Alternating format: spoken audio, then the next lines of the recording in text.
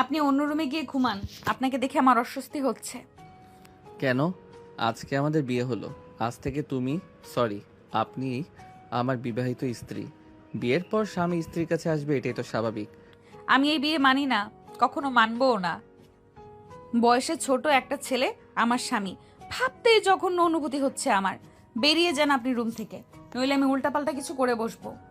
মায়ের এই কথা শোনার পর অভির আর কিছু বলার থাকে না। সে চুপচাপ রুম থেকে বেরিয়ে যায়।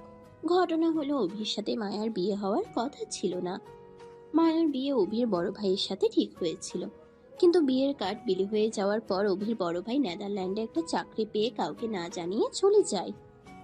মান সম্মান বাঁচাতে অভির বাবা মায়াকে অভির বউ করে নিয়ে আসেন।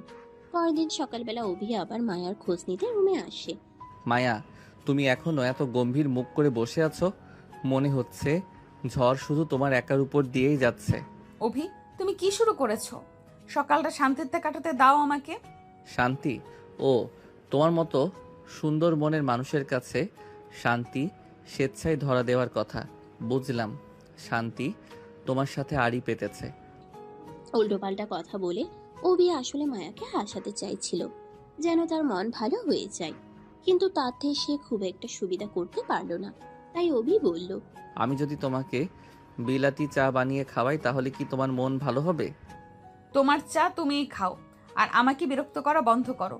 আমি তোমার বড় ভাইয়ের স্ত্রী, মনে করো না তুমি ছোট বলে 7 খুন মাফ হয়ে যাবে। মায়ার এই কথায় অভি এক ঝটকায় মায়ার একদম কাছে চলে এলো। এতটা কাছে যে নিঃশ্বাসের শব্দ অনায়াসে শোনা যাচ্ছে। অভির এই কাণ্ডে মায়া কিছু বিচলিত হয়ে গেল। সে মুহূর্তের মধ্যেই নিজেকে সামলে নিল। অভি বলল, ছোট, ঠিক আছে, আমি ছোট আর খানিকটা দুষ্টু বটে, তবে তুমি আমার হলেও হতে পারতে টাইপের ভাবি থেকে সোজা আমার বউ হয়ে গেছো। যেহেতু বউ হয়ে গেছো, একটু ভালোবাসা তো দেখাবই, হোক সেটা দুষ্টুমির ছলে, তবুও সত্যিকারের ভালোবাসা দেখাবো। মায়া কিছু বলল না, কিন্তু ভেতরে একটা অদ্ভুত কাঁপুনি কাজ করছিল তার।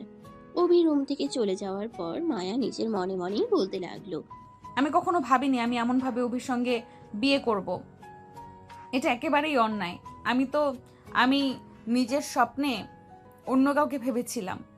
আনমনে যখন মায়া এই কথা বলছিল, ততক্ষণে অভি আবার ফিরে এসেছে। মায়া, স্বপ্ন তো সবার থাকে, কিন্তু বাস্তবিক তো আমাদের এই পরিস্থিতিতে এনেছে। এখন আমি তোমার পাশে আছি, তুমি চাইলে এটার মধ্যেই নিজের আনন্দ খুঁজে নিতে পারো। আমি আনন্দ খুঁজতে চাই না অভি, আমি শুধু চাইছি এই দম বন্ধ করা মুহূর্তটা শেষ হয়ে যাক। ঠিক আছে, আমি কিছু বলছি না, তবে তুমি জেনে রাখো আমি সব সময় তোমার পাশে আছি, সেটা বদলাবে না। মায়ার অস্বস্তির জায়গা হলো তার আর অভির মধ্যে বয়সের ফারাক। মায়ার বয়স 26 বছর আর অভির 23। বয়সের পার্থক্য এবং নতুন বিয়ে, সব মিলিয়ে দুজনের মধ্যে অস্বস্তি। অভি পরিস্থিতির সাথে মানিয়ে নিলেও মায়ার জন্য তা কঠিন হয়ে দাঁড়িয়েছে। মায়ার মনের পরিস্থিতি বুঝে তাকে একটু হাসানোর জন্য অভি বলে, মায়া, দেখো দেখো, গাছের ঢালের শালিক পাখিটা আর প্যান্ট পরেনি, কি অদ্ভুত লাগছে না? অভির এই মজায় মায়ার রাগ বেড়ে যায়। তুমি সব সময় আমার সঙ্গে মজা করবে? আমি তোমাকে ছোট মনে করি, আর তুমি সব সময় আমার সঙ্গে দুষ্টুমি করতে থাকো। ছোট ভাবো, তাতে কোনো দোষ নেই, কিন্তু তুমি যদি আমাকে খুব সিরিয়াসলি দেখো তাহলে আমি কেমন করে দুষ্টুমি করব? সিরিয়াসলি দেখি। তুমি জানো না এটা কতটা সমস্যার জায়গা হতে পারে? আমাদের পরিবারের আত্মীয়রা, পাড়াপড়শি সবাই আমাদের নিয়ে নানা কথা বলছে।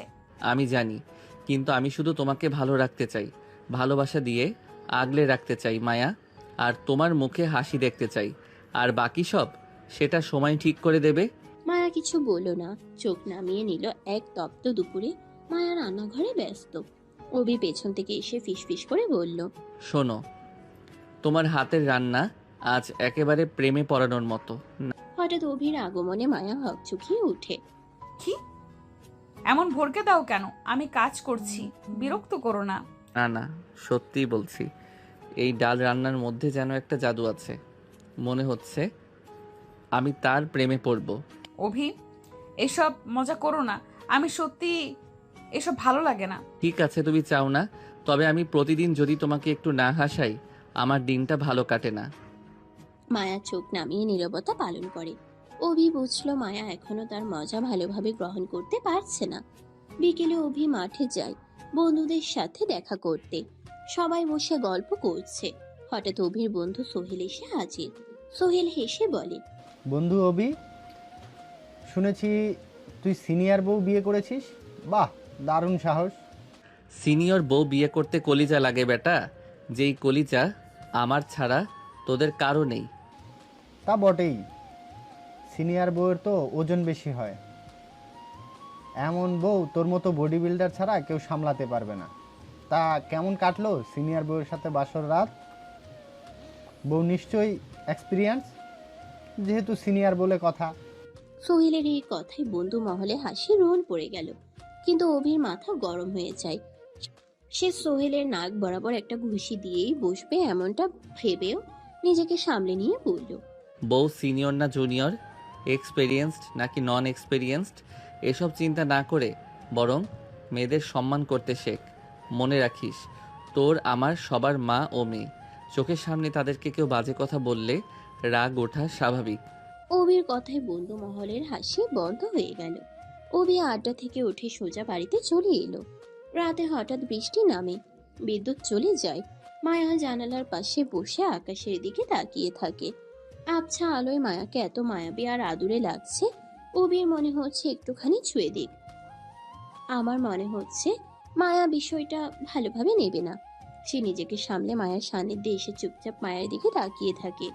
বেশ কিছুক্ষণ কেটে যাবার পর মায়া অভিকে বলে, কি দেখছো এখানে? জীবনে কখনো মেয়ে মানুষ দেখোনি? দেখেছি, তবে তোমার মতো মায়াবী কাউকে দেখিনি। নিজের সীমানায় থাকো অভি, অতিরিক্ত কিছুই ভালো না। হয়তো, তবে আমি সত্যি তোমাকে ভালোবেসে ফেলেছি। ভালোবাসায় মত্ত হয়ে প্রেমের বীজ রোপণ করেছি। জানি একদিন ফুল ফুটবে আর ফলও ধরবে। আমার থেকে যত দূরে থাকবে ততই তোমার মঙ্গল। মায়া, আমি দূরে থাকতে পারছি না, আর তুমি বা এত দূরে থাকছো কেন? আমি কি এত খারাপ? না, কিন্তু আমি ভয় পাচ্ছি। আমাদের মধ্যে বয়স, অভিজ্ঞতা সবকিছুর পার্থক্য তৈরি করছে। ভালোবাসা কি বয়স দেখে আসে? আমি সত্যিই তোমাকে ভালোবাসি মায়া, তুমি কি সেটা মানবে না? আমি আমি জানি না, আমার ভীষণ ভয় করছে। ভয় করবে না, আমরা একে অপরকে বুঝলে সব ঠিক হবে। মায়া চোখ নামিয়ে চুপ করে থাকে। অভি হাত চেপে ধরে ফিসফিস করে বলল, আমি দুষ্টুমি করি, খুচি দেই, হাসাই, তবে সব ভেতরে সত্যি ভালোবাসা। মায়া হেসে কণ্ঠ চাপা দিয়ে বলল, অভি, তুমি সত্যিই দুষ্টু স্বামী। আর তুমি আমার সিনিয়র বউ, একদিন সবাই বুঝবে ভালোবাসা বয়স দেখে হয় না। পরের দিন সকালে ঘরের উঠোনে সূর্যের হালকা আলো ছড়িয়ে পড়ে। অভি জানালার পাশে দাঁড়িয়ে মায়াকে দেখছে যে সে উঠানে ভেজা কাপড় শুকাতে দিচ্ছে। মায়া, তুমি কি জানো সকালে তোমার হাসি দেখতে পেলে দিনের শুরুটা একদম আলাদা হয়ে যায়। অভি, তুমি কি আবার সেই কথা বলছো? আমি চাই না সবাই তোমার এই হ্যাংলামি শুনে হাসুক। যারা হাসবে তাদের বলবো আমি তোমাকে নিয়ে খুব সিরিয়াস। তুমি যে আমার সিনিয়র বউ, সেটা আমার জন্য গর্বের বিষয়। সিনিয়র বউ? তুমি জানো বয়সের ফারাক কতটা বড় দেওয়াল তৈরি করছে আমাদের মধ্যে? আমি তোমাকে ছোট মনে করি, আর তুমি সবসময় দুষ্টুমি করো। দুষ্টুমি? হ্যাঁ, আমি দুষ্টু, কিন্তু সেই দুষ্টুমিতেই আমার ভালোবাসায় লুকিয়ে আছে। তুমি যদি সেটা বুঝতে পারো তাহলে ভয় বা দেয়াল কিছু থাকবে না। মায়া চুপ থাকে, চোখে এক অদ্ভুত ভাব। মনে হচ্ছে দুষ্টুমি হলেও ভেতরে কিছু সত্যি আছে। বিকেলে পরিবারের সবাই বসে গল্প করছে। অভির মা হেসে বলে, অভি, তুই মায়াকে একটু কম বিরক্ত কর। সে নতুন এসেছে, সারাক্ষণ আঠার মতো বইয়ের পিছু পিছু ঘুরিস কেন? মা, আমি শুধু চাই মায়া আমার দুষ্টুমির ছলে পড়েও একটু হাসি খুশি থাক, পুরনো বিষাদের স্মৃতি ওর মনে না পড়ুক। তোর যা ঠিক মনে হয় কর, তবে এমন কিছু করিস না যা মায়ের মনে তোর প্রতি বিষাদ তৈরি করে। ঠিক আছে মা, আমি যা করব বুঝে শুনে করব। পরের দিন দুপুরে মায়া রান্নাঘরে ব্যস্ত। অভি পেছন থেকে এসে মায়ার আঁচল টেনে ধরে ফিসফিস করে বলে, শোনো, তোমার হাতের রান্না আজ একেবারে অন্যরকম। আজ খাবার খেয়ে মনে হলো পেটের সাথে মনও ছুঁয়ে গেছে। আরে দুষ্টু, আমি কাজ করছি আর তুমি বিরক্ত করছো। সিনিয়র বউয়ের সাথে একটু দুষ্টুমি যায় যাচ্ছে। তুমি না সত্যি দুষ্টু স্বামী। তুমি কি কখনো থামো? সবসময় পিছু পড়ে থাকো আমার। থামবো? না, কারণ তুমি আমার সিনিয়র বউ আর আমি তোমার দুষ্টু স্বামী। একটু দুষ্টুমি আমাদের সম্পর্কে চিনির মতো মিষ্টি। মায়া হালকা চোখ নামিয়ে কাজ চালিয়ে যায়। অভি বোঝে মায়া এখনো তাকে পুরোপুরি মেনে নেয়নি, হয়তো আরো কিছুটা সময় লাগবে। সন্ধ্যার উঠোনে পাড়া পড়শি সবাই বসে গল্প করছে। হঠাৎ সেখানে পাশের বাড়ির লতা আসে। সে অভিকে বলে, অভি ভাই, এলাকায় সব মেয়ে নিজের পেছনে ঘুরিয়ে শেষ কিনা বিয়ে করলো এক সিনিয়র মেয়েকে। হ্যাঁ করেছি, তাতে সমস্যা কি? সমস্যা আবার কি? সিনিয়র বউ, বয়সে বড়, ক্লাসে বড়, সব কিছুতেই বড় বড়। সামলে রাখতে পারবে তো? নাকি আবার দড়ি ছেড়ে পলায়ন করতে তোমার সিনিয়র বউ? বউ আমার, বিয়ে করছি আমি, কিন্তু সামলাতে পারবো কিনা সেই মাথা ব্যথা আমার থেকে তোদের বেশি কেন? মাথা ব্যথা হবেই। কত মেয়ের হৃদয় ভেঙেছো তুমি, আর শেষে কিনা বিয়ে করলে সিনিয়র বউ। আমি কারো মন ভাঙিনি, কাউকে কখনো কথা দেইনি, কাউকে ভালোবাসিও বলিনি। তবুও যদি কারো মন ভেঙে থাকে সেই দায় আমার নয়। অভি সামান্য রেগে কথাগুলো বলে সেখান থেকে চলে যায়। লতা অভির চলে যাওয়ার পানে তাকিয়ে থাকে। তখন পাশ থেকে স্নিগ্ধ বলে, লতা আপু, অভি ভাইয়ার বিয়ে নিয়ে তুমি খুশি না, তাই না? খুশি হওয়ার কথা ছিল কি? ওকে আমি ছোটবেলা থেকে ভালোবাসি। ওকে পাওয়ার জন্য কত কত বিয়ে ভেঙেছি, কিন্তু ও কি করলো? বড় ভাইয়ের জন্য ঠিক করা মেয়েকে বিয়ে করে ফেললো। আমি বুঝি না অভিদের পরিবারে এত লুকোচুরি কেন। চাচাতো মান সম্মান বাঁচাতে মায়া ভাবির সাথে অভি ভাইয়ার বিয়ে দিয়েছে। আর ঘটনাটা এত জলদি ঘটে গেছে যে পরিবারের দুই এক ছাড়া কেউ জানতেও পারেনি। মান বাঁচাতে গিয়ে যে আমার মন ভেঙে দিয়েছে, হৃদয়ে রক্তক্ষরণ আমি কাকে দেখাবো? ছলছল চোখে লতা চলে যায়। লতা দেখেনি খানিকটা আড়াল থেকে মায়াও তার কথাগুলো শুনেছে। রাতের বেলা হঠাৎ বৃষ্টি নামে, ঘরের আলো কমে যায়। মায়া জানালার পাশে দাঁড়িয়ে আকাশের দিকে তাকিয়ে থাকে। মায়া, তুমি এখানে কেন দাঁড়িয়ে আছো? তোমার কি মন খারাপ? না, কিন্তু আমি ভয় পাচ্ছি। আমাদের মধ্যে বয়স, অভিজ্ঞতা সবই দেওয়াল তৈরি করছে। ভালোবাসা কি বয়স দেখে আসে? আমি সত্যি তোমাকে চাই মায়া, তুমি কি সেটা মানবে না? আমি আমি জানি না, আমার ভীষণ ভয় হচ্ছে। ভয় করবে না, আমরা একে অপরকে বুঝলেই সব ঠিক হবে। মায়া চোখ নামিয়ে চুপ থাকে। অভি হাত চেপে ধরে ফিসফিস করে। সকালবেলা ঘরের উঠোনে সূর্যের হালকা আলো ছড়িয়ে পড়ছে। অভি জানালার পাশে দাঁড়িয়ে মায়ের দিকে তাকাচ্ছে। মায়া চুপচাপ কাপড় শুকোতে দিচ্ছে। তার চোখে মুখে কিছুটা চিন্তার ছাপ। অভি তখন বলে, মায়া, আজকে তুমি কি আমার সঙ্গে একটু ঘুরতে বের হবে? আমি আজ একটু ব্যস্ত। তুমি জানো না যে আমার ঘরের কাজগুলো শেষ করতে হবে? ব্যস্ত? তুমি কি জানো ব্যস্ত থাকলেও তোমার হাসি না দেখলে আমার দিনের শুরুটা ভালো হয় না। অভি, আমি চাই না তুমি সবসময় আমার উপর নজর রাখো। আমি একটু শান্তিতে থাকতে চাই। ঠিক আছে, আমি তোমার দিকে নজর দিব না, তবে তুমি যদি একবার আমার দিকে তাকাও আমি আড়াল থেকেও বুঝতে পারবো। মায়া কিছু বলল না। অভি চুপচাপ দাঁড়িয়ে থাকে, কিন্তু মনে হচ্ছে সে ভেতর থেকে শান্তি খুঁজছে। দুপুরে অভি রান্নাঘরে আসে। মায়া রান্না করছিল। অভি চিৎকার করতে করতে বলে, মায়া, আজ তোমার রান্নার ঘ্রাণে মনে হচ্ছে ক্ষুধায় আমার পেটে ইঁদুর দৌড়াচ্ছে। খিদে বেড়ে গেছে কয়েক গুণ। তুমি সত্যি অনেক সুস্বাদু রান্না করো। অভি, তুমি কি আবার শুরু করেছো? আমি কাজ করছি, বিরক্ত করো না। আর শোনো, আমি খুব ভালো করে জানি যে আমার রান্না মোটেও এতটা স্বাদের হয় না যতটা তুমি বাড়িয়ে বলছো। বিরক্ত হইও না প্লিজ, আমি শুধু সত্যিই বলছি। তুমি জানো তোমার হাতের রান্নার স্বাদে আমার মনটা হালকা হয়ে যায়। মায়া চোখ নামিয়ে চুপ করে থাকে। অভি কিছুক্ষণ থেমে হালকা কণ্ঠে, আমি জানি তুমি এখনো আমাকে ছোট ভাবছো এত পাজি ছেলের সাথে কিভাবে মানিয়ে নিবে, কিন্তু আমি একটু দুষ্টু হলেও আমি সত্যিই তোমাকে ভালোবাসি। মায়ার চোখে হঠাৎ অদ্ভুত কণার আলো ফুটে ওঠে। মনে হচ্ছে অভির দুষ্টুমির ভেতর সত্যি ভালোবাসার ছাপ আছে। বিকেলে উঠোনে সবাই গল্প করছে। হঠাৎ অভির চাচাতো ভাই বলে, অভি, তোদের কাণ্ডে গ্রামে হল্লা পড়ে গেছে। তুই তো সিনিয়র বউকে বিয়ে করে দিব্যি ভালো আছিস, কিন্তু গ্রামের মানুষের প্রশ্নের উত্তর দিতে গিয়ে আমাদের অবস্থা নাজেহাল। সবাই শুধু কানা ঘোষা করছে। গ্রামের মানুষদের কামাই তো আমি বা আমার বউ খায় না। তাহলে তাদের এত মাথা ব্যথা কেন? তাদের মাথা ব্যথার কারণ হলো এমন ঘটনা এই গ্রামে আগে কখনো ঘটেনি। তাহলে তাদের মাথা ব্যথা নিয়ে তাদের থাকতে দাও, কিছুদিন পর এমনিতেই সব চুপচাপ হয়ে যাবে। দুই ভাইয়ের কথার মাঝেই মায়া এসে অভির পাশে এসে দাঁড়ায় আর বলে, অভি, আমি আর এসব কিছু চাই না। আমি চাই না সবাই আমাদের নিয়ে কথা বলুক। আমার এসব খুবই খারাপ লাগে। মায়া, আমি জানি লোকে কথা বলবেই, তাই বলে তো লোকের কথায় আমাদের জীবন চলতে পারে না। আমি শুধু চাই তুমি আমার পাশে থাকো। বাকি সবাই কে কি বললো কিছুই কানে নেওয়ার দরকার নেই। তোমার সহজ কথা আমার কাছে অদ্ভুত লাগে। তুমি সব সময় সহজভাবে সব মোকাবেলা করো, আমি পারি না। আমি জানি, তাই তো আমি তোমার পাশে দাঁড়ানোর চেষ্টা করছি। মায়া, তুমি যদি আমার হাত ধরো আমি সব ঠিক করে দেব। মায়া চুপচাপ হাত নিচু করে রাখে। ভেতরে অদ্ভুত চাপ। রাতের বেলায় বৃষ্টি থেমেছে, আকাশে মেঘ ভেসে যাচ্ছে। অভি জানালার পাশে দাঁড়িয়ে মায়াকে দেখছে। মায়া বসে আছে চুপচাপ। মায়া, তোমার এত নীরবতা আমার মনে ঝড় তোলে। তুমি কি সত্যি রেগে আছো আমার উপর? না, আমি রেগে নেই, কিন্তু আমার ভেতরটা কাঁপছে। এই সম্পর্ক ঠিক আছে কিনা আমি জানি না। ভয় নয়, আমি তোমার পাশে আছি। তোমার সব চিন্তা, সব ভয় আমার কাঁধে রাখো, আমি সব সামলাবো। মায়ার চোখে হঠাৎ পানি চলে আসে। সে কিছু বলতে পারছে না। মায়া, তুমি কাঁদছো?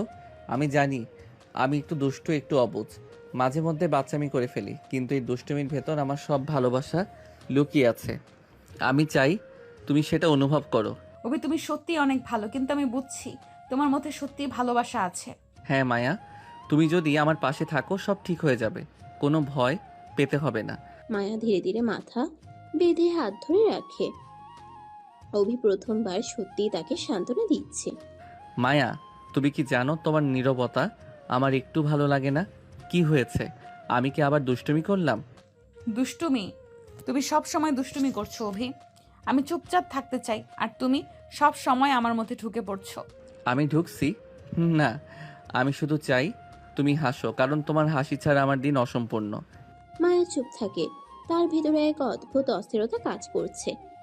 তুমি জানো, আমি ভেবেছিলাম আমি তোমাকে সহজভাবে মেনে নেব না, কিন্তু কিছু পরিবর্তন ঘটছে। হ্যাঁ, কি পরিবর্তন?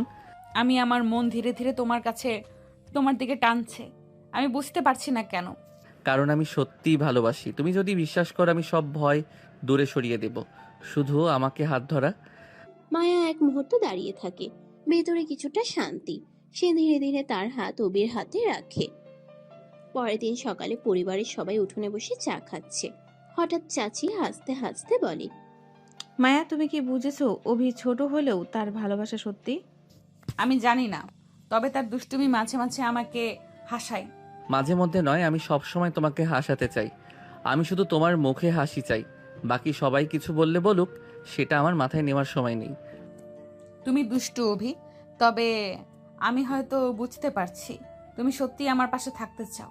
বিকেলে অভি মায়াকে নিয়ে উঠোনে হাঁটছে। হালকা হাওয়ায় মায়ার চুল দুলছে। মায়া, তুমি কি জানো তুমি আমার দুষ্টুমির কারণ? তুমি না থাকলে আমি এত হাসতে পারতাম না। হাসি? আমি মনে করি তুমি মাঝে মাঝে খুব বেশি দুষ্টুমি করে ফেলো। হ্যাঁ, করে ফেলি বটে, তবে এটাও আমার ভালোবাসার এক অংশ। তুমি যদি সেটা বুঝতে পারো আমরা আরো কাছে চলে আসবো। মায়া চুপ থাকে। অভির চোখে সত্যি ভালোবাসা দেখতে পায়। ধীরে ধীরে তার মন নরম হতে শুরু করে। রাতের বেলা ঘরের জানালা খোলা। হঠাৎ হালকা হাওয়া বয়ে আসে। মায়া জানালার পাশে দাঁড়িয়ে আকাশের দিকে তাকায়। মায়া, তুমি আর কতদিন সত্যি আমাকে দূরে রাখবে? তুমি কি জানো আমি শুধু তোমার কাছে থাকতে চাই, তোমার আবেশ পেতে চাই, তোমার স্পর্শ পেতে চাই, চাই তোমার ভারী নিঃশ্বাস আমার বুকে এসে লাগুক। আমি ভেতরে ভেতরে ভীষণ দ্বন্দ্ব অনুভব করছি। বয়সের ফারাক, পরিবারের কথা সব মিলিয়ে আমি ভয় পাচ্ছি। ভয় করবে না, আমি সব সামলাবো, শুধু আমার পাশে থাকো। আমরা একে অপরকে বুঝবো আর সব দেয়াল ভেঙে যাবে। মায়ার চোখে পানি চলে আসে। সে কিছু বলতে পারছে না। অভি ধীরে তার মাথায় হাত রাখে। দেখছো, দুষ্টুমি করলেও আমি সবসময় চাই সত্যিকারে এই হাত ধরার মাধ্যমে তুমি আমার ভালোবাসা অনুভব করো। অভি, তোমার দুষ্টুমির ভেতর সত্যি ভালোবাসা আছে, আমি বুঝতে পারছি। তাহলে তুমি আমার পাশে থাকবে, তাই না? মায়া ধীরে হ্যাঁ বলে মাথা নাড়ে। অভি প্রথমবার সত্যিই তাকে সান্ত্বনা দিচ্ছে। তার হাত আরো শক্ত করে ধরে রেখেছে যেন কখনো আলগা না হয়ে যায়। পরদিন সকালে হঠাৎই মায়ের ফুপি আর ফুপাতো ভাই এসে হাজির হয় অভিদের বাড়িতে। অভির বাবা মায়ের সাথে সৌজন্যতা শেষে তারা মায়ার সাথে অভির রুমে এসে বসে। মায়ার ফুপি বলে, হায় হায়, কি পোড়া কপাল আমার ভাতিজির। আমার সুন্দর ভাতিজি এ কেমন সংসারে এসে পড়েছে। ফুপি কি শুরু করলে? চুপ করো। চুপ কেমন করে করবো রে মা? তোর বাপ আমার কথা না শুনেই আগে তোর বিয়ে ঠিক করলো ওই অভির বড় ভাইয়ের সাথে। ওই হতচ্ছাড়া তো আমার ভাতিজির মূল্য বুঝলই না। বিয়ের কার্ড বিলি হয়ে যাবার পর সে পালাইছে। কত বড় হারামজাদা হলে এমন করতে পারে? প্লিজ ফুপি, এসব কথা বলো না, আমার শুনতে ভালো লাগে না। মারে, তোর কপাল দেখে আমার খুবই কষ্ট লাগে। এখন তুই কিভাবে মানিয়ে থাকবি এই বাড়িতে? বয়সে ছোট ছেলের সাথে কিভাবে মানিয়ে নিবি? আমি জানি না ফুপি, আমি কিচ্ছু জানি না। আমার কোনো কিছুই ভালো লাগে না। তোর বাপকে কত করে বললাম মায়াকে আমায় দিয়ে দাও, আমি মায়াকে চোখের মণি করে রাখবো, মেয়ের মতো আদর করে রাখবো, কিন্তু তোর বাপে শুনলো না। ফুপি, এই বাড়ির মানুষ এতটাও খারাপ না। খারাপ ভালোর এখনো কি দেখেছিস মা? যে পরিবার ছেলের মত না নিয়ে বিয়ে ঠিক করে তারা আর কত ভালো আমার জানা আছে। যদি তারা ছেলের মতামতে প্রাধান্য দিত, ছেলের পছন্দ বুঝতো, তাহলে আজকে তোর এই গতি হতো না। বড় ছেলের বদলে ছোট ছেলেকে বিয়ে করে এই বাড়িতে আসতে হতো না। ফুপির এই কথায় মায়া কি বলবে বুঝতে পারছে না। ফুপি মায়ার আরেকটু কাজ ঘেঁষে বসে বলল, শোন মা, তোকে কষ্ট করে এই বাড়িতে মানিয়ে নিতে হবে না। তুই শুধু আমাকে একবার বল, বাকি সব আমি বুঝে নিব। মানে? মানে হলো, তুই যদি রাজি থাকিস তাহলে তোকে আমি এখান থেকে নিয়ে যাব, আর আমার ছেলের বউ করে আমার বাড়িতে মেয়ের মতো আদর করে রাখবো তোকে। তুই শুধু একবার রাজি হয়ে যা। কিন্তু এটা কিভাবে সম্ভব? আমার তো অভির সাথে বিয়ে হয়ে গেছে। তাতে কি, আমি তোকে নিয়ে গিয়ে নিজের বাড়িতে রাখবো। কাজী ডেকে আগে অভির সাথে তোর ডিভোর্স করাবো, তারপর আমার ছেলে তুহিনের সাথে তোর বিয়ে দিয়ে দেবো। এসব কি বলছো? যা বলছি ঠিকই বলছি। তুই শুধু একবার আমার কথায় রাজি হয়ে যা, বাকি সব আমি সামলে নেব। কিন্তু মায়ের কথা শেষ হওয়ার আগেই তুহিন এগিয়ে আসে। সে বলে, কোনো কিন্তু নেই মায়া, আমি সেই ছোটবেলা থেকে পছন্দ করি। তোমার একটা বিয়ে হয়েছে, তুমি তোমার স্বামীর সাথে রাত কাটিয়েছ, তাতে আমার কোনো সমস্যা নেই, আমি সব মেনে নিব। তুহিনের কথায় মায়ের মেজাজ খারাপ হয়ে গেল। সে বলল, তুহিন ভাই, সাবধানে কথা বলো। কি সব বাজে কথা বলছো তুমি? বাজে কথা কোথায় বললাম? বিয়ে হয়েছে তোমার স্বামীর সাথে, রাত কাটাতেই পারো, যেহেতু একই রুমে থাকো। তবে আমার এসবে কোনো সমস্যা নেই। কিন্তু আমার সমস্যা আছে। কি সমস্যা? আমার সমস্যা তোমার নিচু মন মানসিকতায়। তুমি ভাবলে কি করে যে আমি অভির সাথে রাত কাটিয়েছি? বাহারে, রাত কাটাতেই পারো, যেহেতু তোমাদের বিয়ে হয়েছে, একই ঘরে একই খাটে থাকছো, তাহলে তো এটা স্বাভাবিক। না, স্বাভাবিক নয়। আমি এখনো অভিকে মেনেই নিতে পারি না। সেখানে এসব করা তো আমি ভাবতেও পারি না। তাহলে তো কোনো সমস্যাই রইলো না। তুমি তো এখনো ভার্জিন আছো, আমি তো নেচে নেচে তোমায় বিয়ে করতে রাজি। কিন্তু আমি রাজি না। তোমার জঘন্য রুচির মানুষকে কখনোই বিয়ে করব না। মায়া, মেয়েদের এত জেদ ভালো না। ভালোই ভালো আমার প্রস্তাবে রাজি হয়ে যাও, নাহলে এর ফল ভালো হবে না। তোমার যা মন চায় করে নাও, আমি রাজি হব না। আহ তুই থাম, এভাবে মেয়েটাকে প্রেশার দিস না। ও নিশ্চয়ই রাজি হবে আর অভিকেও ডিভোর্স দেবে, তাই না রে মা মায়া? মায়া মুখ ঘুরিয়ে নিল। এমন সময় অভিও ঘরের ভেতরে প্রবেশ করে। অভি বলে, কিন্তু ফুপি, মায়া যে কখনোই রাজি হবে না, আর ওকে রাজি হতে দেব না।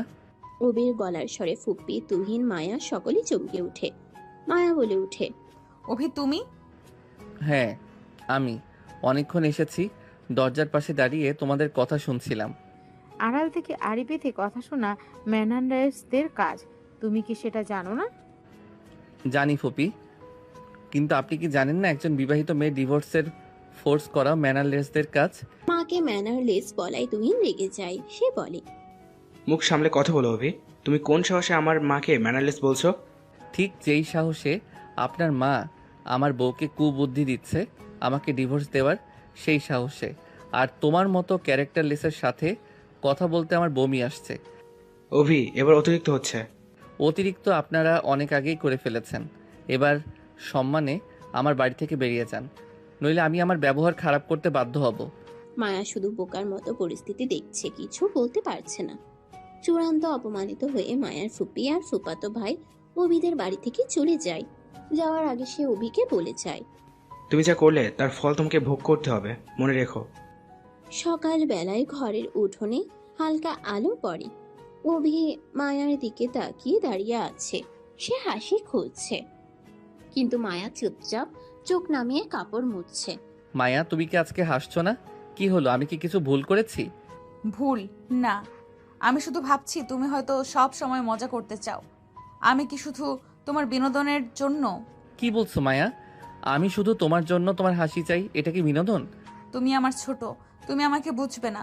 হয়তো তুমি মনে করো আমি সহজে হাসি, কিন্তু আমি অনুভব করি না যে তুমি সত্যি আমার অনুভূতি বোঝো। অভি থমকে যায়, ভেতরে কাঁপুনি। তার কণ্ঠ থেমে যায়, চোখে অদ্ভুত মিশ্র অনুভূতি। মায়া, আমি সত্যি তোমাকে ভালোবাসি। আমি শুধু মজা করি, তবে তা কখনো তোমার অনুভূতিকে ছোট করার জন্য নয়। তুমি যদি বিশ্বাস করো, আমি প্রমাণ দেখাবো। মায়া কিছু বলল না, ভেতরে দ্বন্দ্ব। সে হঠাৎ উঠে ঘরের কোণে দাঁড়িয়ে যায়। বিকেলে উঠোনে পরিবারের সবাই চা খাচ্ছে। হঠাৎ চাচি, চাচা ও প্রতিবেশী এসে মায়ার দিকে তাকিয়ে বলে, ওরে মা, দেখছো না তোমার নতুন স্বামী যে সারা জীবন অন্যদের সাথে মজা করেছে, সব সময় দুষ্টুমি করেছে, সে আজ হঠাৎ বিয়ে করে দায়িত্বশীল হয়ে যাবে। মায়া, তুমি কি মনে করো সে তোমার কথা শুনবে, তোমার দায়িত্ব নিজের কাঁধে তুলে নেবে, তোমাকে নিজের ইনকামের টাকায় খাওয়াতে পারবে? সে তো সব সময় উড়ে বেড়ানো ছেলে। এই কথা শুনে মায়া অভিকে বলে, দেখছো অভি, সবাই বলছে তুমি মোটে কর্ম করা ছেলে নও, তোমার কোনো মুরদ নেই আমার খরচ বহন করার। এবার বলো তো, তুমি কি সত্যি আমার অনুভূতিকে বোঝো? মায়া, আমি বোঝার চেষ্টা করছি। আমি শুধু দুষ্টুমি করি, কিন্তু ভালোবাসা সত্যিকারের। তুমি আমার ছোট, তুমি আমাকে বুঝবে না। সবাই বলছে তুমি শুধু এই সম্পর্কটা নিয়ে খেলছো। অভি হঠাৎ এক জায়গায় দাঁড়িয়ে ভেঙে পড়ে, চোখে অশ্রু। রাতের বেলা, ঘরের জানালা খোলা, বৃষ্টি থেমেছে। অভি মায়ার সামনে হাঁটু গেড়ে বসে বলে, মায়া, আমি ভেঙে পড়েছি। তুমি কি জানো আমি সত্যি তোমাকে ভালোবাসি। আমি শুধু তোমার খুশি চাই। আমি কখনো তোমাকে কষ্ট দিতে চাইনি। আমি জানি, কিন্তু আমি এখনো ভয় পাচ্ছি। সবাই কি বলছে দেখতেই তো পাচ্ছ। আমি কি ঠিক বুঝছি নাকি ভুল বুঝছি সেটা কিছুই জানি না। আমি প্রমাণ দেখাবো। আমি সব সময় তোমার পাশে থাকবো। তুমি শুধু আমার হাতে হাত ধরো, আমি সব দেয়াল ভেঙে দেব। মায়া কিছুক্ষণ চুপ থাকে, ধীরে ধীরে হাত দেয়। অভি চোখ বন্ধ করে, হালকা কণ্ঠে, আমি জানি তুমি ভয় পাচ্ছ, তবে তুমি যদি আমার পাশে থাকো, আমি সব ভুল বোঝাবুঝি দূর করব। মায়া ধীরে অভির দিকে তাকিয়ে নিচু কণ্ঠে বলে, আমি আমি হয়তো ভুল করেছি, হয়তো আমি বুঝিনি তোমার ভালোবাসা সত্যি। হ্যাঁ মায়া, এটা সত্যি। আমি সব সময় তোমার পাশে থাকবো। তুমি যদি বিশ্বাস করো, আমরা সব ঠিক করতে পারবো। মায়া ধীরে ধীরে অভির হাতে হাত রাখে। অভি প্রথমবার সত্যি ভেঙে পড়েও প্রমাণ দেখাতে চাচ্ছে তার ভালোবাসা সত্যিকারের। মায়া, তুমি কি জানো আমি আজ সারাদিন শুধু তোমার কথা ভাবছি। অভি, আমি এখনো নিশ্চিত নই তুমি কি সত্যি আমাকে বুঝছো, না এই সম্পর্কটা শুধু দুষ্টুমি খেলাই রয়ে যাবে। মায়া, তোমার কথা আমাকে আঘাত করে। আমি ভেঙে পড়েছি। আমি তোমাকে সত্যি ভালোবাসি। আমি শুধু তোমার খুশি চাই। যদি তুমি আমার পাশে না থাকো, আমি বুঝতে পারবো না আমি কি করছি। মায়া চুপচাপ, মনে হচ্ছে সে ভেতরে যুদ্ধ করছে। ভয়, সমাজের চাপ আর অভির প্রতি ঝুঁকানোর আকাঙ্ক্ষা সব মিলিয়ে সে দিশেহারা। মায়া বলে, আমি আমি ভেতরে ভেতরে জানি, বিশ্বাস করতে চাই তুমি ভালোবাসো, তোমার ভালোবাসা সত্যি, কিন্তু আমি এখনো ভয় পাচ্ছি। সব কিছু এত দ্রুত হচ্ছে, আর সবাই এমনভাবে আমাদের আর চোখে দেখছে যে আমি ভীষণ আতঙ্কিত। ভয় কিসের? আমি সব সামলাবো। শুধু আমাকে বিশ্বাস করো। আমরা একসাথে সব যুদ্ধ জয় করব, দেখে নিও। মায়া কিছুক্ষণ চুপ থাকে, তারপর ধীরে ধীরে হাত দেয়। অভি চোখ বন্ধ করে হালকা কণ্ঠে, তুমি জানো আমি সব সময় তোমার কিসে ভালো লাগবে সেটাই ভাবি, কিন্তু আমার ভেতরে শুধু তোমার জন্য ভালোবাসা লুকিয়ে আছে। তুমি যদি সেটা বোঝো, আমরা একে অপরকে পুরোপুরি বুঝতে পারবো। মায়ার চোখে হঠাৎ অশ্রু। সে ফিসফিস করে, আমি আমি হয়তো ভুল করেছি, হয়তো আমি বুঝিনি তোমার ভালোবাসা সত্যি। হ্যাঁ মায়া, সত্যি। তুমি যদি আমার পাশে থাকো, আমি সব ঠিক করে দেব। আর কোনো দেয়াল থাকবে না। পরের দিন সকালে গ্রামের উঠোনে সবাই কাজ করছে। হঠাৎ মায়ার বারবার বাড়ি থেকে লোকজন এলে আশেপাশের প্রতিবেশীরা দেখতে আসে। এক প্রতিবেশী হঠাৎ করেই বলে ওঠে, বয়সে বড় একটা মেয়েকে আমাদের ছেলের ঘাড়ে তুলে দিলেন, কেমন লোক আপনারা? অভি কি কখনো মেনে নিতে পারবে যে তার বউ তার থেকে বয়সের সিনিয়র? প্রতিবেশীর কথা শুনে মায়া চুপচাপ দাঁড়িয়ে থাকে। ভেতরে অদ্ভুত চাপ। অভি কাছে এসে এই কথার জবাব দেয়। বিয়ে করেছি আমি, বউ আমার হোক সিনিয়র বা জুনিয়র, কিন্তু আমার থেকে আপনাদের মাথা ব্যথা বেশি কেন? আমরা তো তোমার ভালোই চাই অভি, তুমি মেনে নিবা এমন বয়স্ক বউ? আমাদের তো খুবই কষ্ট হয় তোমার পোড়া কপাল দেখে। আমার কপাল পোড়া না ভালো সেটা আমাকেই বুঝতে দেন। মায়াকে আমি মেনে নিব কি নিব না সেটাও আমার বিষয়। আপনারা কেন নিজের ঘরের ভাত খেতে পরের চুলায় পাত পাড়তে আসেন? ওরে বাবা, যার জন্য করি চুরি সেই বলে চোর। কোথায় আমরা ওকে বয়স্ক এক মেয়ের হাত থেকে বাঁচাতে চাইছি, উল্টো আমাদেরই কথা শোনাচ্ছে। কথা শোনার মতো কাজ করলে তো কথা শুনতেই হবে। আর একটা কথা শুনে রাখুন, মায়া মোটেও কোনো বয়স্ক মেয়ে না। আমার বয়স 23 বছর আর ওর বয়স 26। কেবল 3 বছরের তফাতে যদি কোনো ছেলে বয়স্ক না হয় তাহলে কোনো মেয়েও বয়স্ক হতে পারে না। আর আশা করি চা মিষ্টি খেয়েছেন, এবার যার যার বাড়িতে যান। অভির কড়া ভাষার কথা শুনে আস্তে আস্তে প্রতিবেশীরা ওদের বাড়ি থেকে বেরিয়ে যায়। একটু দূরে দাঁড়িয়ে প্রতিবেশীদের কথা শুনে পরিবারের অপমান দেখে মায়া কাঁদছিল। অভি তার পাশে এসে দাঁড়িয়ে বলে, মায়া, তাদের কথা শোনো না, আমি শুধু তোমার পাশে থাকতে চাই। আমি প্রমাণ দেখাবো আমার ভালোবাসা সত্যিকারের। আমার ভীষণ ভয় হচ্ছে অভি, আমি এসব নিতে পারছি না। ঠিক আছে, তুমি ভয়ে থাকো না, আমি সব সামলাবো। তুমি শুধু আমার হাতটা ধরে রেখো। মায়া ধীরে অভির হাতে হাত রাখে। অভির সত্যিকারের ভালোবাসা মায়ার মন গলাতে শুরু করেছে। সন্ধ্যায় ঘরের উঠোনে হালকা বাতাস, আকাশে হালকা রং। অভি ও মায়া পাশে বসে আছে। মায়া, তুমি কি জানো আমি সারা জীবন চাই তোমার পাশে থাকতে? আমি বুঝেছি অভি, তোমার ভালোবাসা আমার মনে মুগ্ধতা তৈরি করছে। আমি আমি তোমার পাশে থাকবো। তাহলে আমরা একসাথে সব বাধা পেরিয়ে দিগন্ত জয় করব। তুমি যদি পাশে থাকো আমি সব ঠিক করে দিব। মায়া ধীরে হ্যাঁ বলে মাথা নোচে। দুজন একে অপরের দিকে তাকিয়ে হাসে, চোখে অশ্রু ও শান্তি মিশ্র।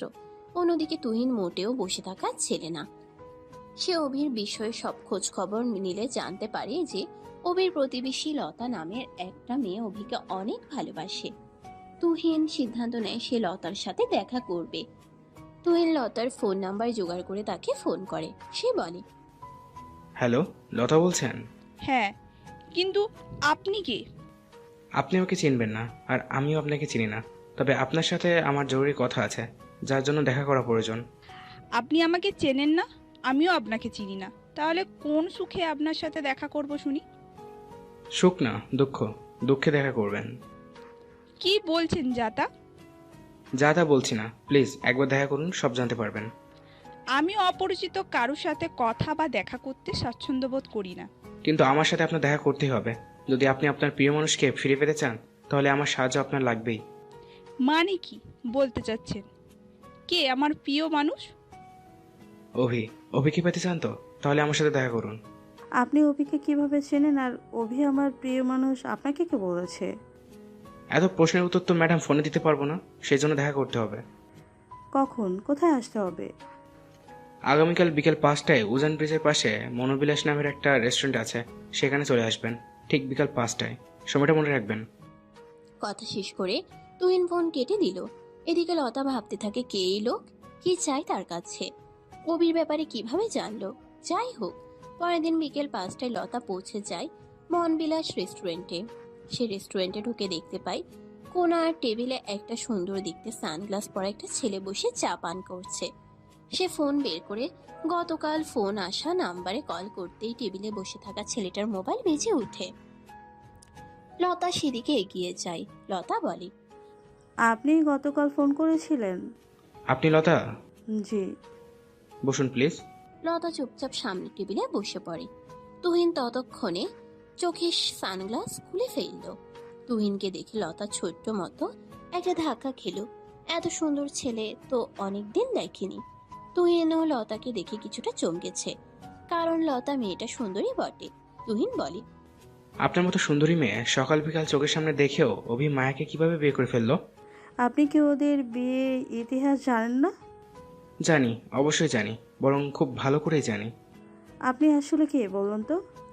আপনি জানলে হয়তো অবাক হতে পারেন। আমি আসলে মায়ের ফুফাতো ভাই। অনেকদিন দেশের বাইরে ছিলাম, কিছুদিন আগে ছুটিতে দেশে এসেছি। ও, তা আমার কাছে কি চান? হেল্প চাই। আমি কিভাবে আপনাকে সাহায্য করব? আমি নিজেই বেঁচে আছি। যেন সবসময় বেঁচে থাকেন সেই ব্যবস্থা করতেই আমি আপনাকে সাহায্য করব, আর আপনিও আমাকে সাহায্য করবেন। বুঝলাম না আপনার কথা। দেখুন, আপনি অভিকে ভালোবাসেন আর আমি মায়াকে ভালোবাসি। মায়ের কি আপনার সাথে প্রেম ছিল? প্রেম থাকার পরও সে অভিকে বিয়ে করলো কেন? না না, প্রেম নয়, আমি মায়াকে পছন্দ করি। ওকে আমার চাই। ওর পরিবারে বারবার প্রস্তাব পাঠানোর পরও মায়ার বাবা রাজি হয়নি আমার সাথে বিয়ে দিতে। কেন? আত্মীয়ের সাথে আত্মীয়তা করা মায়ের বাবা পছন্দ করেন না, তাই তিনি আমাকে বারবার ফিরিয়ে দিয়েছেন। কিন্তু এখন আমি মায়াকে ফিরে পেতে চাই। সেটা কিভাবে সম্ভব? মায়ের অভির তো বিয়ে হয়ে গেছে। তাতে কি, বিয়ে যেমন হয় ডিভোর্সও তেমন হয়। আর সেই জন্য আমার আপনার সাহায্য প্রয়োজন। আমি কিভাবে সাহায্য করতে পারি? আপনি অভিকে ডিস্ট্র্যাক্ট করার চেষ্টা করুন। তাকে আপনার ভালোবাসা প্রকাশ করুন। আপনার দিকে টান তৈরি করার চেষ্টা করুন। একই সাথে মায়ের সাথে সখ্যতা গড়ে তুলুন। মায়াকে অভির বিষয়ে বাজে মন্তব্য করুন। মায়ের সামনে অভিকে চরিত্রহীন প্রকাশ করুন। এতে কি কাজ হবে? হবে, অবশ্যই হবে। কাজ হতেই হবে। কি পারবেন না? পারবো কিনা জানি না, তবে চেষ্টা করতে ছাড়বো না। কথাবার্তা শেষ করে তুহিন আর লতা যার যার বাড়িতে ফিরে যায়। পরের দিন সকালে লতা আসে মায়ার সাথে দেখা করার জন্য। আমি ভেতরে আসতে পারি? আপনি? আমি লতা, পাশের বাসা থাকি। আপনি তো রুম থেকে খুব কম বের হন, তাই আমাকে ছেড়েন না। ও বসুন না, দাঁড়িয়ে আছেন কেন?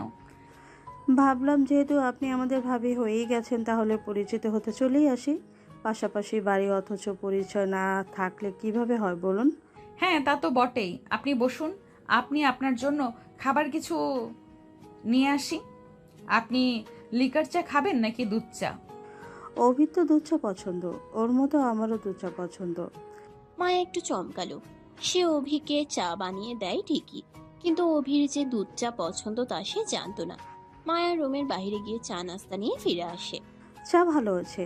আপনি বুঝি খুব ভালো রান্না করেন? মোটামুটি পারি, খুব বেশি না। অভির আবার আমার হাতে পাস্তা অনেক পছন্দ, ওকে প্রায় বানিয়ে খাওয়াতাম। অভির পাস্তা পছন্দ? কখনো আমাকে বলেনি তো। আপনার সাথে অভির বিয়েটা তো হঠাৎই হয়েছে, ও বেচারা হয়তো এখনো আপনাকে মেনে নিতে পারেনি। তাছাড়া অভি হলো এই এলাকার ক্রাশ। এই এলাকায় এমন কোনো মেয়ে নেই যার সাথে অভি ফ্লার্ট করেনি। কি বলছেন এইসব? অভি আসলেই এমন? ওর কথাবার্তা আচরণে তো কখনোই আমার এমনটা মনে হয়নি। আপনি এর বউ, তোরাই না আপনার সামনে নিজের আসল রূপটা দেখাবে। কত কত মেয়েকে যে সে কথা দিয়েছে, এখনও ওর বিয়ের কথাটা পুরোপুরি ছড়িয়ে পড়েনি। ছড়িয়ে পড়লে অভির তো খবর আছে। মানে? মানে হলো, কোনো মেয়ে যদি এই বাড়ির সামনে এসে অনশনে বসে, আমি তো মোটেও অবাক হব না। অভি এমনটা হতে পারে আমি কখনো ভাবতেই পারিনি। মাত্র তো বিয়ে হলো, আরও অনেক কিছুই দেখা বাকি আছে। ধীরে ধীরে যত অভির সম্পর্কে জানবেন তত বুঝতে পারবেন আপনি আপনার জীবনে সবচেয়ে বড় ভুলটা করেছেন অভিকে বিয়ে করে। নিজের কথাগুলো বলা শেষ হলে লতা চলে যায়। মায়া ভাবতে থাকে এতদিন তাহলে অভি যে ওকে খুশি রাখার জন্য এত কথা বলতো, ভালোবাসি বলতো, সব তাহলে মিথ্যে। অভিদের বাড়ি থেকে ফিরেই লতা তুহিনকে ফোন করলো। হ্যালো তুহিন, আমি আপনার কথা মতো কাজ শুরু করে দিয়েছি। Good, very good. মায়ের এক্সপ্রেশন দেখে কি মনে হলো, কাজ হবে কি? হতেই হবে। আমি এমনভাবে বিষ ঢেলেছি যে মায়ার মন বিষাক্ত হতে বাধ্য। ঠিক আছে, কাজ চালিয়ে যান, আমি আপনার পাশেই আছি। সত্যি পাশে আসেন তো? পরে আবার লেজ গুটিয়ে পালিয়েন যেন। ম্যাডাম, তুহিন লেজ গুটিয়ে পালানোর মতো মানুষ না। আপনি এখনও আমার সম্পর্কে কিছুই জানেন না। যখন জানবেন তখন আবার প্রেমেও পড়ে যেতে পারেন। প্রেম এত সহসর হলে কবে থেকে? কত বছর ধরে চেষ্টা করছি অভিকে, একটুও পটাতে পারিনি। So sad. এবার যেহেতু সুযোগ পেয়েছেন সেটা কাজে লাগান। আপনি আগে মায়াকে তো নিয়ে যান। মায়া চলে গেলে আমি অভিকে ঠিক পেয়ে যাব। ফোন কেটে লতা ভাবতে লাগলো তুহিন ছেলেটা মোটেও মন্দ নয়, কিন্তু সে শুধু অভিকেই চায়। রাতের বেলায় অভি রুমে এসে দেখলো মায়া মন খারাপ করে বসে আছে। সে বলে, আকাশে কোথাও তো মেঘ জমেনি, বরং চকচকে একটা চাঁদ আছে। ওই চাঁদ দেখেও এই চাঁদের মন খারাপ কেন? অভি প্লিজ, আমি এখন মোটেও মজা করার মুডে নেই। না তোমার মজা সহ্য করার মুডে আছি। কি হয়েছে, তুমি এভাবে কথা বলছো কেন? অভি, তোমার উচিত ছিল আমাকে বিয়েটা না করা।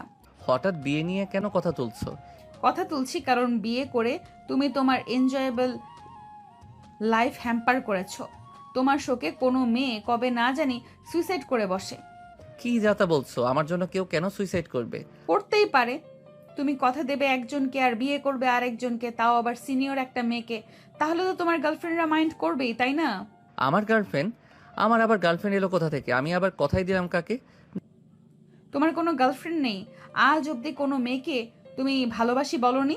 না রে বাবা, আমি কখনই কাউকে ভালোবাসি বলিনি, কাউকে কথাও দেইনি। কিন্তু তোমাকে এসব কথা কে বলেছে? কেউ না। মায়া প্লিজ সত্যি করে বলো, তোমাকে এসব কে বলেছে? আমি তার খবর করে দেব। বললাম তো কেউ বলেনি। অভি বুঝতে পারলো মায়া কিছু বলবে না। সে রুম থেকে বেরিয়ে সোজা তার মায়ের কাছে চলে গেল। মা, আজকে বাড়িতে কে এসেছিল? কেউ তো আসেনি। কেন? ভালো করে মনে করো কেউ এসেছিল কিনা। ও হ্যাঁ, মনে পড়েছে, লতা এসেছিল। অনেকক্ষণ মায়ের সাথে আড্ডা মেরে গেছে। ও, বুঝতে পেরেছি ঘটনা। কি হয়েছে বাবা, আমাকে খুলে বল। মা, তুমি তো জানো লতা আমাকে পছন্দ করে। ইভেন এটা সবাই জানে। আমি তো কখনো ওকে পছন্দ করি বা ভালোবাসি এসব কিছুই বলিনি। তাহলে কেন সে মায়াকে উল্টাপাল্টা কথা বলে গেছে? সে কি, আমি তো ভালো মনে ওকে মায়ের কাছে পাঠিয়েছিলাম। এই মেয়ে তো যে এমন ত্যাডামি করবে বুঝতে পারিনি।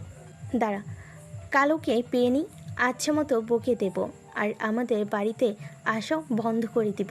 থাক, তোমাকে কিছু করতে হবে না, আমি বিষয়টা দেখে নিচ্ছি। পরের দিন অভি একটা বাচ্চা ছেলেকে দিয়ে লতাকে ডেকে পাঠায়। লতা আসতেই সে বলে, আমার সাথে তোমার কিসের দ্বন্দ্ব? তোমার সাথে আবার কিসের দ্বন্দ্ব থাকবে? তুমি তো আমার। কথাটা বলতে গিয়ে লতা থমকে যায়।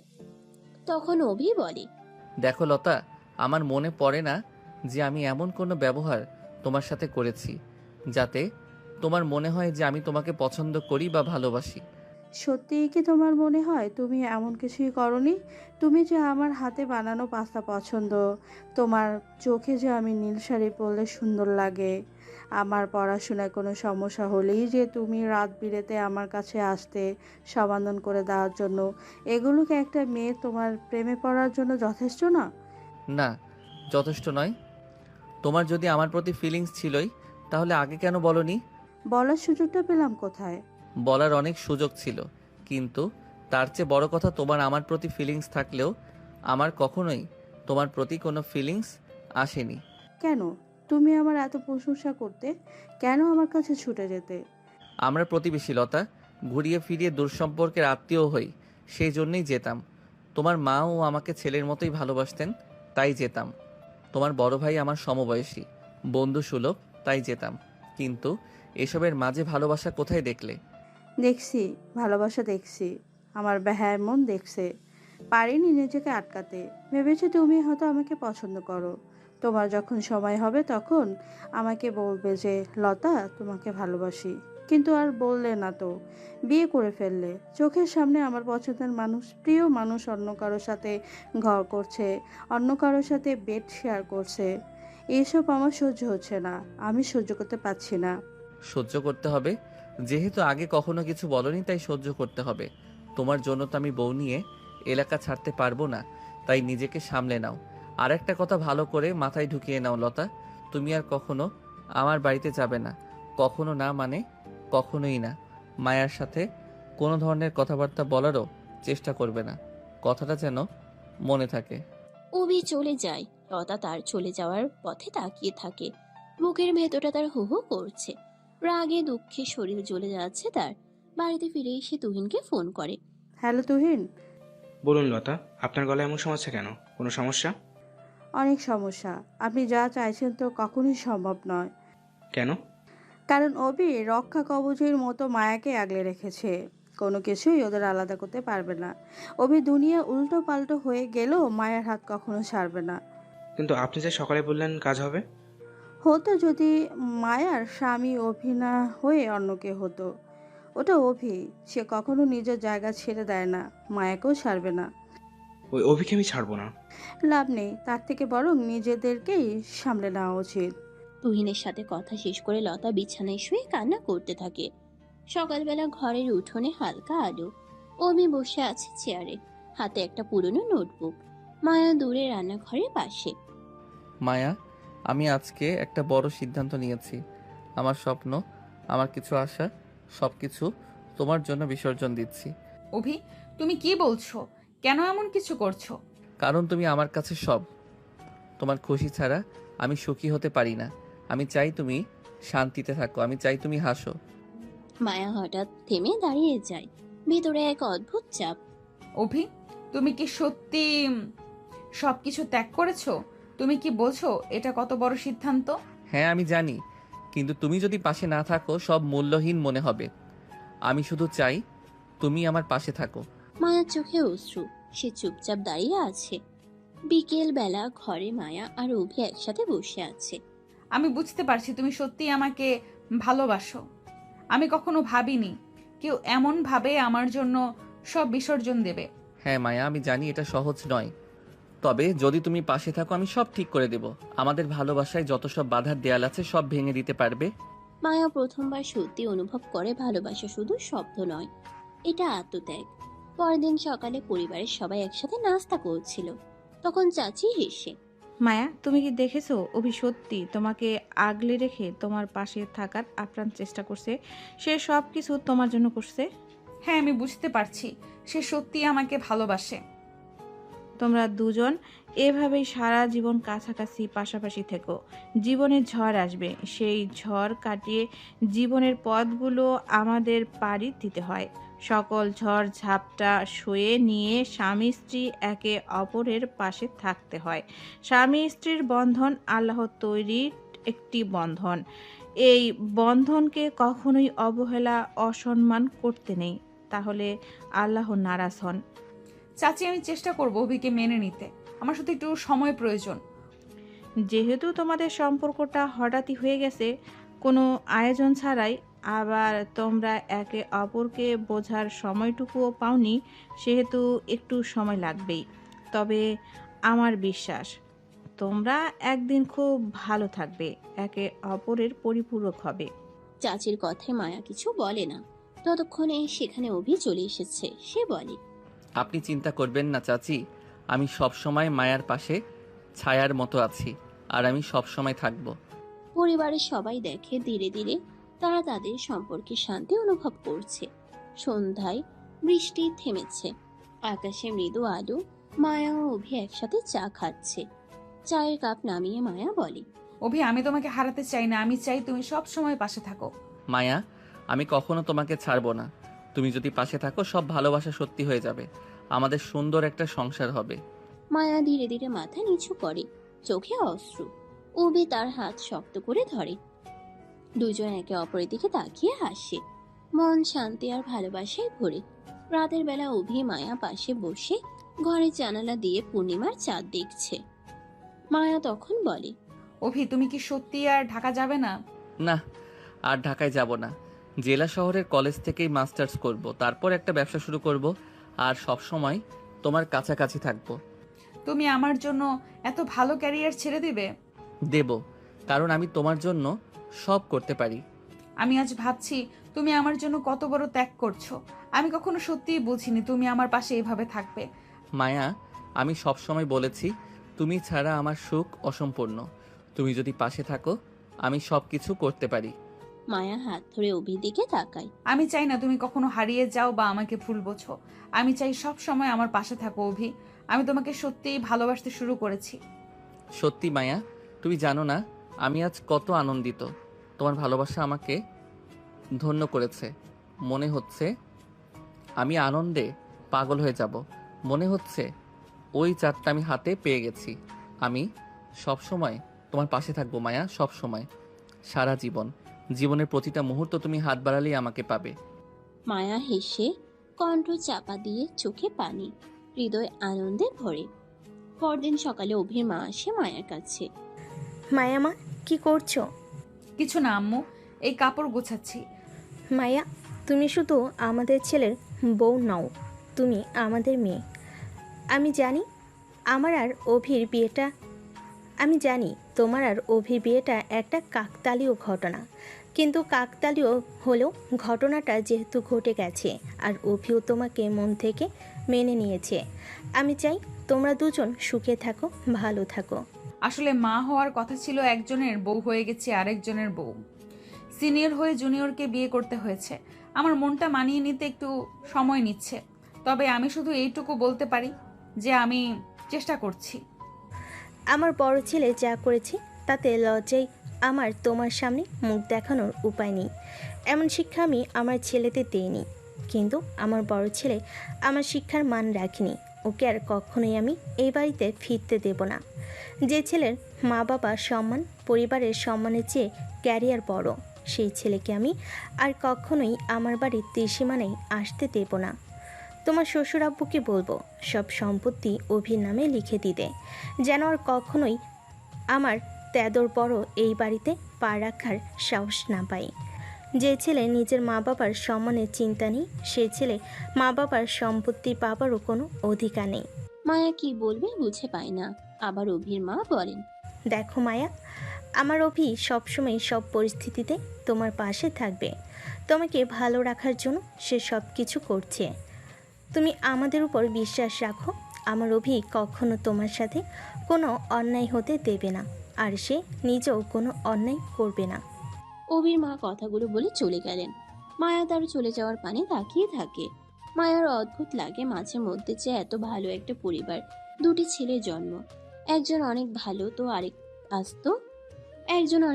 আরেকজন আস্ত একটা শয়তান। পরের সকালে অভির মায়ের ফোনে একটা অপরিচিত নাম্বার থেকে ফোন আসে। অভির মা ফোন রিসিভ করেন। হ্যালো, কে? কেমন আছো? কে বলছেন আর কাকেই বা ফোন দিয়েছেন? আমাকে চিনতে পারছেন না? আমি তোমার ছেলে মা, পাভেল। পাভেল হলো অভির বড় ভাই, যে বিয়ের মাত্র 3 দিন আগে পালিয়ে বিদেশ চলে গিয়েছিল। পাভেল পালিয়ে যাওয়ার কারণে অভি বাধ্য হয়ে মায়াকে বিয়ে করেছে। অভির মা পাভেলের নাম শুনেই রেগে গেলেন। আমার পাভেল নামের কোনো ছেলে নেই, আমার শুধু একটাই ছেলে, যার নাম অভি। মা, তুমি প্লিজ আমার ওপর রাগ করো না, আমার সাথে একটু ভালোভাবে কথা বলো।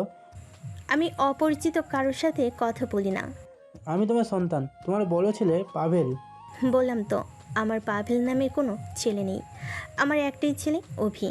যে ছেলে বাবা মায়ের নাক কেটে মান সম্মান নষ্ট করে, সমাজের কাছে ছোট করে পালিয়ে যায়, সে অন্তত আমার সন্তান হতে পারে না।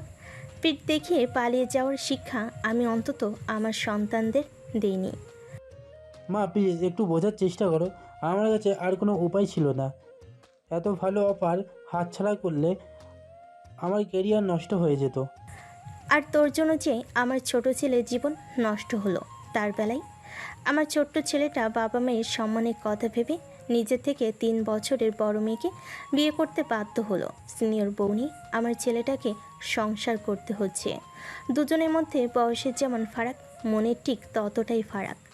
আমার ছোট্ট ছেলেটার ক্যারিয়ার শেষ হয়ে গেছে, তার এখন গ্রামে পড়ে থাকতে হচ্ছে, আর তুই নিজের ক্যারিয়ারের কথা বলছিস? তোর লজ্জা করে না?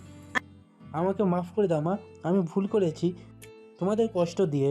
আরে, তোর যদি বিয়ে নাই করার থাকতো তাহলে আমাদেরকে আগেই বলে দিতি, তাহলে তো ওই মেয়েটার পরিবারে মুখ পড়তো না, আর আমাদের পরিবারের সম্মানও বেঁচে যেত। তুই নিজ হাতে সব নষ্ট করেছিস। মা প্লিজ মাফ করে দাও, ভুল হয়ে গেছে। কিছু কিছু ভুল কখনো শোধরানোর যায় না পাভেল, এই ভুলটাও শোধরানো যাবে না। তুই আর কখনো আমাকে ফোন করবি না, আমার জন্য, আমার স্বামীর জন্য তুই মৃত। ফোন কেটে দিলেন অভির মা। মায়াকে তিনি অভির পাশে অনেক কষ্টে মেনে নিয়েছেন। এখন তিনি চান না পাভেল আবার ফিরে আসুক। রান্নাঘরে ধোঁয়া উঠছে। মায়া সকালে সবাইকে নাস্তা খাইয়ে নিজের চুলোর সামনে বসে শাক করছিল। চোখে লালচে ক্লান্তি, মুখে ফ্যাকাশে ভাব। অভি ঘরে ঢুকতেই লক্ষ্য করলো মায়ার শরীর ভারসাম্য হারাচ্ছে। এই মায়া, দাঁড়াও দাঁড়াও, কি হলো? তুমি তো কাঁপছো। না, কিছু না, মাথাটা একটু ঘুরছে। তুমি অযথা ভয় পাচ্ছ। এটা কি তুমি অযথা বলছো? তোমার মুখটা আয়নায় দেখেছো? একদম ফ্যাকাশে। অভি তাড়াতাড়ি গ্লাসে পানি এনে মায়ের হাতে দিল। মায়া পানি খেয়ে বলে, আমি ঠিক আছি অভি, শুধু একটু ক্লান্তি ছাড়া আর কিছু না। ক্লান্তি? সকাল থেকে এক ফোঁটা খাবার না খেয়ে তুমি কাজ করছো, কখনো নিজের কথা ভাবো? তোমরা সবাই খেয়ে নিয়েছো, আমার আর কি দরকার? অভির বুক মোচড় দিয়ে উঠল। সে কাছে গিয়ে নিচু স্বরে বলল, শোনো, তুমি যদি নিজেকে শেষ করে ফেলো আমি বাঁচবো কি দিয়ে? অভি, কথা শেষ হওয়ার আগেই মায়া ঢলে পড়ল। অভি চিৎকার করে সবাইকে ডাকতে লাগলো। মা, বাবা, কেউ আসো, মায়া অজ্ঞান হয়ে গেছে। ঘরে হইচই পড়ে গেল। পরিবারের সবাই ছুটে এলো, কিন্তু অভি এক মুহূর্তও দেরি করলো না। মায়াকে কোলে তুলে বাইরে বেরিয়ে গেল হাসপাতালের উদ্দেশ্যে। হাসপাতালে মায়া স্ট্রেচারে শুয়ে, ডাক্তার পরীক্ষা করছে। অভি দরজার বাইরে পায়চারি করছে, চোখ লাল হয়ে আছে। বেশি কিছু হয়নি, শরীর খুব দুর্বল হয়ে গেছে, পুষ্টিকর খাবার আর বিশ্রাম দরকার। আমি কতবার বলেছি ওকে কাজ কম করতে, খাবার ঠিক মতো খেতে। ডাক্তার সাহেব, আজকে কি এখানে রাখা যাবে? হ্যাঁ, আজকে ভর্তি রাখাই ভালো। অভি কেবিনের ভিতরে গিয়ে মায়ার হাত ধরে বসে পড়ল। কেন এভাবে নিজেকে কষ্ট দাও তুমি? তুমি ভেবেছো আমি তোমার প্রতি খেয়াল রাখি না? আমি তো সব সময় তোমার দিকেই তাকিয়ে থাকি। পরিবারের জন্যই তো সব করি, আমার কি আলাদা কোনো চাওয়া আছে? আমার জন্য চাইবে না? তুমি কি জানো না তুমি ছাড়া আমি অর্ধেক মানুষও নই? মায়া তাকিয়ে থাকলো, কোনো উত্তর দিল না। চোখ ভিজে উঠল। রাত 9টা বাজে। অবির মোবাইল বারবার বেজে উঠছে। বন্ধুদের কল। আজ এলাকায় একটি সাংস্কৃতিক অনুষ্ঠানে অবির গান গাওয়ার কথা। তার জন্যই পুরো প্রোগ্রামের হাইপ তৈরি হয়েছিল। অভি, তুই আসছিস না? তুই ছাড়া গানটা অসম্ভব। পুরো মাঠ ভর্তি দর্শক, সবাই তোকে চায়। আমার জায়গা আজ এখানে। মায়া অসুস্থ, ওর পাশে না থাকলে আমি নিজেকেই বিশ্বাসঘাতক মনে করব। তোমরা সামলাও। ফোন কেটে অভি মায়ার দিকে তাকালো।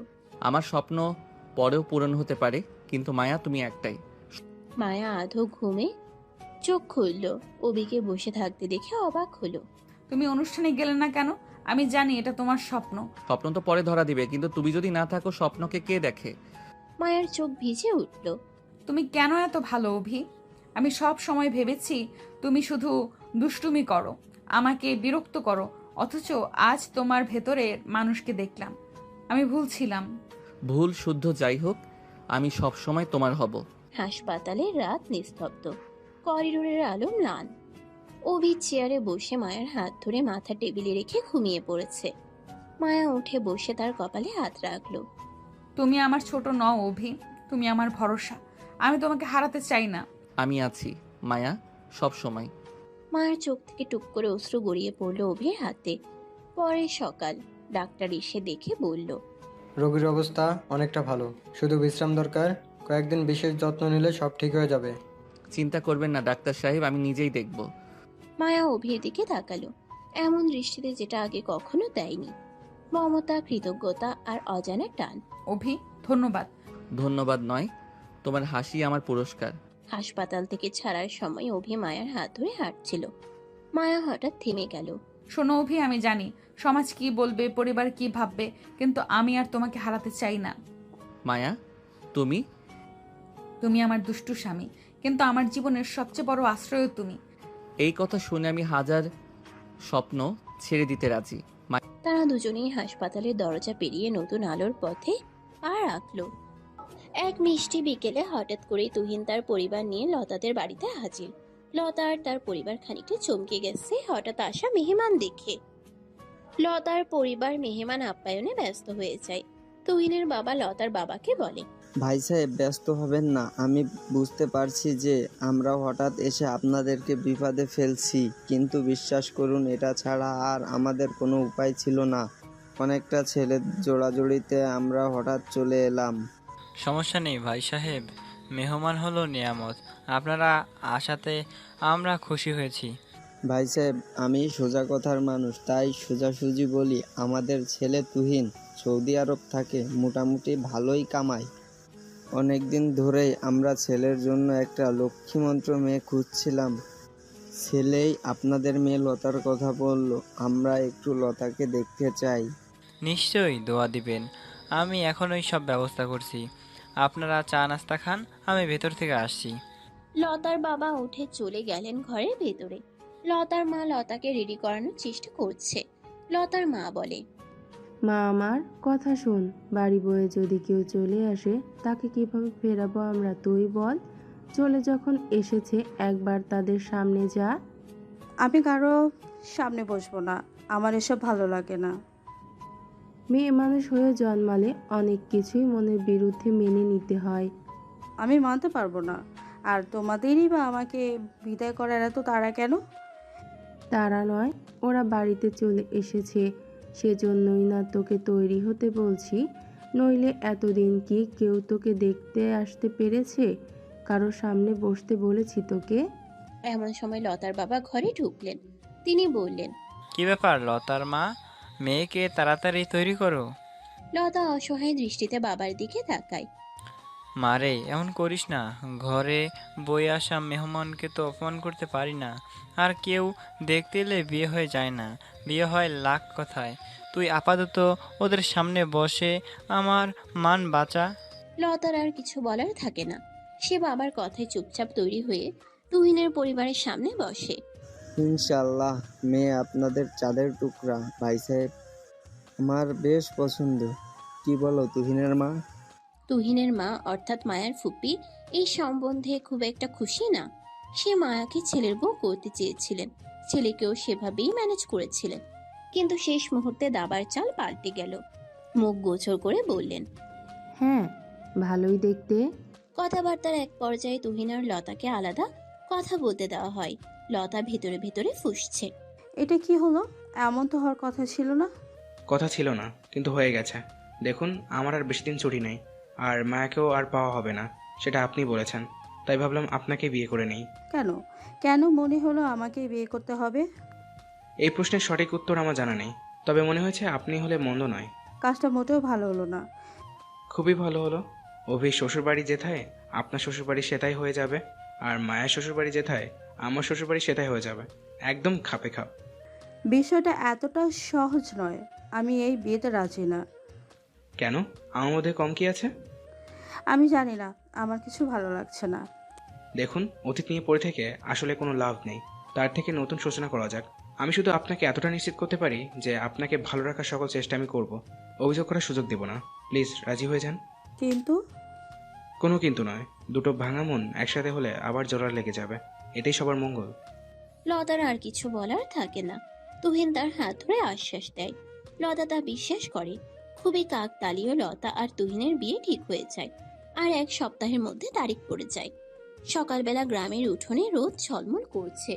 অভি মায়া পাশাপাশি বসে আছে। মায়া হাতে হালকা চাদর ধরে, চোখে উজ্জ্বলতা। মায়া, আজ মনে হচ্ছে মিষ্টি সকাল যেমন হাসে তুমিও তেমন হাসছো। তোমার এই হাসি তো আমার পৃথিবী। হ্যাঁ অভি, সবই তোমার ভালোবাসার জন্য।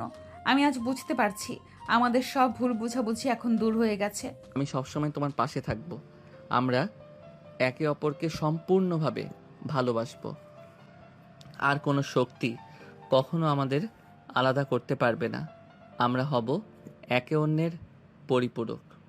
মায়া হাত ধরে অভির দিকে তাকায়, চোখে অশ্রু ও হাসি একসাথে। আমি তোমাকে সম্পূর্ণভাবে বিশ্বাস করি অভি, আর আমি চাই তুমি সব সময় তোমার পাশে থাকতে। আজ আবারও পরিবারের সবাই একসাথে হয়েছে। অভি আর মায়া নিজের সম্পর্ককে মেনে নিয়ে একসাথে সারা জীবন কাটানোর সিদ্ধান্ত নিয়েছে। মায়া ও অভিকে স্বামী হিসেবে স্বীকৃতি দিয়েছে। এই খুশিতে পরিবারের সবাই একসাথে। অভি ও মায়ার পরিবার, চাচা চাচি ও অন্যান্যরা অভি মায়ার দিকে তাকিয়ে। দেখছো মায়া, কোনো সুন্দর একটা পরিণত পেল তোমাদের সম্পর্কটা। একটা সম্পর্কের ঝড় ঝাপটা আসবেই। আমাদের উচিত প্রতিটা সম্পর্ককে ঠিক হওয়ার সুযোগ দেওয়া। অভি সবসময় তোমার ছায়া হয়ে থাকবে। দুজনের মাঝে কখনো সে সব ভুল বোঝাবুঝি স্থান দিও না। একে অপরের ছায়া হয়ে থেকো। হ্যাঁ, তোমাদের ভালোবাসা চির অমর হোক, এই দোয়া করি। আর আমরা সবসময় পাশে থাকবো। মায়া অভির হাত শক্ত করে ধরে। অভি হাসি চাপতে চেয়ে চোখে পানি ধরে রাখে। মায়া, তোমাকে বলেছিলাম না একদিন সব ঠিক হয়ে যাবে। দেখো, এখন আমরা মুক্ত। আর কোনো বাধা আমাদের জীবনে আসবে না। আমরা একে অপরের পাশে থাকব, ভালো লাগায়, ভালোবাসায়। হ্যাঁ অভি, আমাদের ভালোবাসা এখন আর কোনো বাধা নয়। বিকেলে বৃষ্টি থেমেছে, আকাশে নরম আলো। অভি মায়া নদীর পাড়ে ঘুরতে এসেছে। অভি বলে, মায়া, আজ থেকে আমাদের সম্পর্কের নতুন অধ্যায় শুরু। আমরা একসাথে নতুন জীবন শুরু করতে চলেছি আজ। সব ভ্রান্তি, সব ভয়, সব পেছনে ফেলে এখন কেবল সামনের দিকে এগোবো। হ্যাঁ অভি, আমি চাই আমাদের নতুন জীবন শুরু হোক। আমরা একসাথে থাকবো সব সময়। দুজন একে অপরের দিকে তাকিয়ে হাসে। তাদের চোখে আসা ভালোবাসা ও শান্তি। অভি ও মায়া একে অপরের পাশে বসে আছে, হাতে হাত ধরে। মায়া বলে, অভি আজ সত্যিই অন্যরকম লাগছে। এত সুন্দর অনুভূতি আমার আর কখনো হয়নি। মনের মধ্যে এক অন্যরকম ভালো লাগা, শিরশিরে অনুভূতি হচ্ছে। তোমাকে আরো অনেক নতুন নতুন অনুভূতির সাথে পরিচয় করিয়ে দেব। এত এত সুন্দর অনুভূতি যে তুমি যত দেখবে অবাক হয়ে যাবে। মায়া হাত আরো শক্ত করে ধরে। অভি চোখে উজ্জ্বলতা নিয়ে তার দিকে তাকায়। দুজন হাঁটছে, চারপাশে ফুলের সুবাস, ছোট ছোট হাসি, আনন্দ, সব মিলিয়ে এক নিখাত শান্তি। অভি, আমি এখন বুঝতে পারছি সত্যিকারের ভালোবাসা মানে একে অপরকে বোঝা এবং পাশে থাকা। আমি কখনো চাই না তুমি ভুল করেও কখনো আমার থেকে দূরে সরে যাও। আমরা একে অপরের জন্যই জন্মেছি। আমরা একে অন্যের নিঃশ্বাসের থেকেও কাছাকাছি থাকবো। আমরা সব সময় একসাথে থাকবো। দুষ্টুমি, হাসি, কষ্ট সব মিলিয়ে আমরা একে অপরের অংশ হব। হ্যাঁ মায়া, সব মিলিয়ে আমরা এক পরিবার। আর কেউ আমাদের ভালোবাসার মধ্যে হস্তক্ষেপ করতে পারবে না। মায়া অভির দিকে তাকিয়ে, চোখে কৃতজ্ঞতা ও ভালোবাসা। ধন্যবাদ আমাকে এত সাপোর্ট করার জন্য। এমন করে বলছো যেন আমি কোনো পর মানুষ। আমি তো তোমার জুনিয়র দুষ্টু স্বামী। আমাদের সুখ এখন একসাথে। একটু দুষ্টু কিন্তু ভীষণ মিষ্টি স্বামী তুমি। নতুন জীবনে আমরা একসাথে সব আনন্দ ও দুঃখ ভাগাভাগি করব আর সব সময় তোমার পাশে থাকব। মায়া ধীরে মাথা নিচু করে অভির কাঁধে ঠেকিয়ে হাসে। অভি ধীরে তার হাত আরো শক্ত করে ধরে। দুজন একে অপরের দিকে তাকিয়ে, চোখে আশার আলো ও ভালোবাসা।